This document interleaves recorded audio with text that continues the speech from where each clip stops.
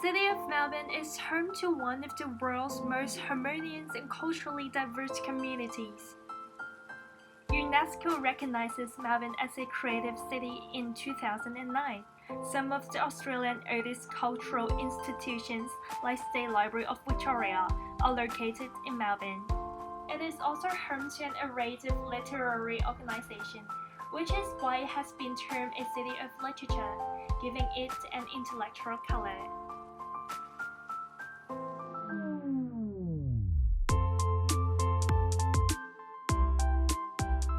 In Melbourne, it's different from Sydney.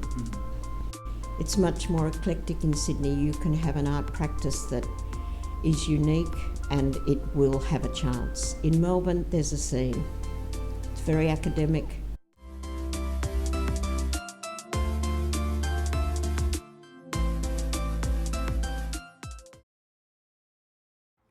Inside Melbourne's creative ecosystem lie a network of non-for-profit creative organizations funded or aided by the government.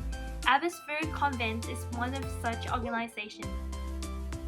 Abbotsford was the subject of a hard and long-fought battle between the real estate lobbies and the local citizens.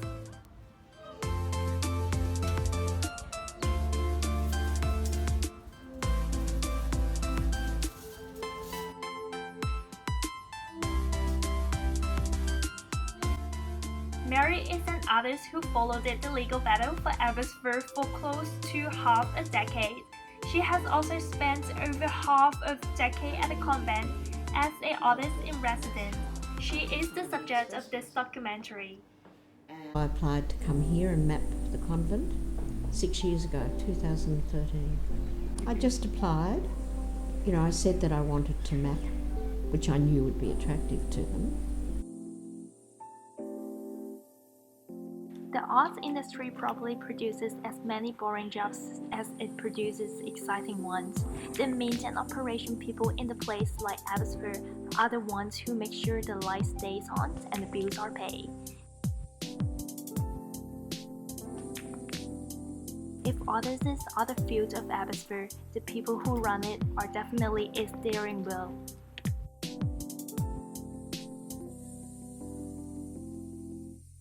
The people who run the place are brilliant. They are so supportive. I've had 2 exhibitions here and tremendous support. And they advertise me on their website. Yeah.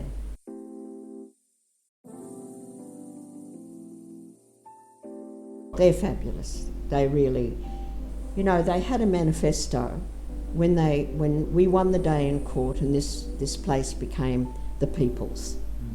It's yours, it's mine. They had a manifesto that this was going to be a creative and cultural and educative hub. Now that was a long time ago, I can't remember how long ago, about 14, 15 years, something like that. And they've been true to it.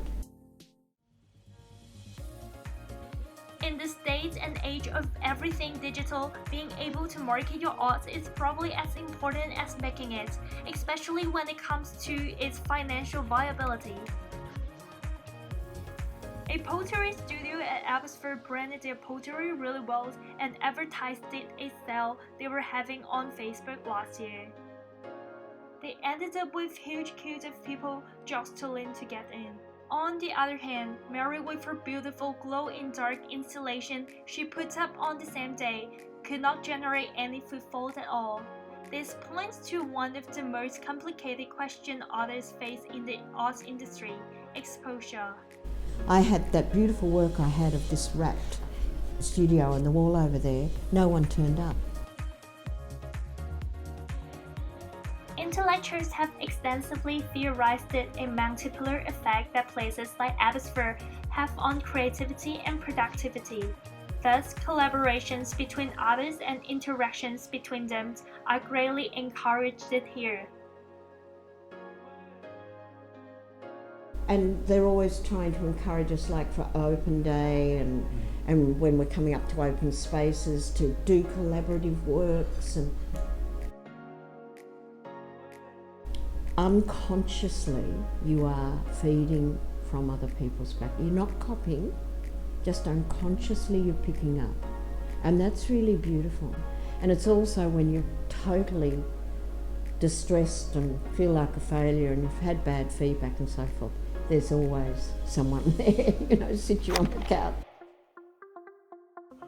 Another big thing Abbotsford does is that it makes access to exhibition spaces quite democratic, and other statues and reputation are given less weightage, and all others get treated the same. Finding place, like for me, it was such a relief to stop knocking on the doors of the place that were cool, that, had a high reputation. From all we've heard and seen, it might seem like choosing to become an artist is the best career path for us all in this day and age. But the picture is not so rosy though, is it? There's so little money. There's so few galleries. You don't make money being an artist. But you see, it doesn't worry me.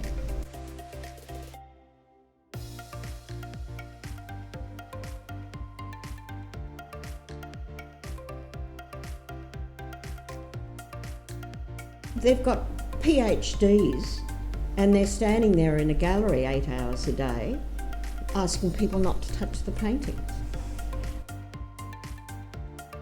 No artist exists in a vacuum. There are lots of services that work in tandem to make shows or exhibitions a success. Institutionally, Abbotsford also increased the chances of every artist finding success to these supplementary services like funding, PR, or photography.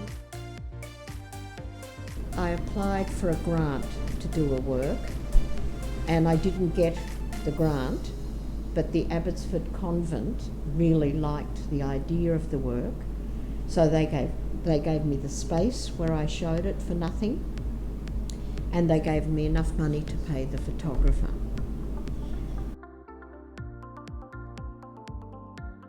So they have financially, they supported me, as well as they had somebody here that was a go-to person for me. She organised, so I didn't have to be here every day sitting the exhibition. She organised volunteers to be there. No, tremendous support for artists here.